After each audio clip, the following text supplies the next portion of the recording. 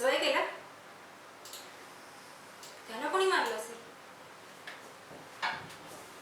कोणी मारलं असेल? तुमचा माझ्यावर संशय होता ना? हो, पण मी तर इथेच आहे. मग त्याला कोणी मारलं असेल? मीच मारलं. का? नव्हतं मारायला पाहिजे.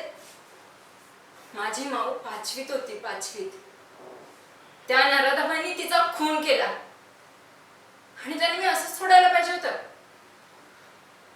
हो, घरी यायचे, तिचे लाड घालायचे, तिला खायला प्यायला घालायचे, फिरायला न्यायचे आणि असा विश्वासघात केला त्यांनी माझा. कसं सोडणार होती? हो, पोटचा गोळा होता माझा. कोर्टाच्या दरबारात त्यांना न्याय नाही मिळू शकत म्हणून मीच माझ्या माऊला न्याय मिळवून दिला. असं नव्हते सोडणार मी. म्हणजे हे असं कोणालाही काही करत सुटतील आणि आपण सोडून द्यायचं का? कोर्ट शिक्षा करेल त्यांना एक दिवशी म्हणून.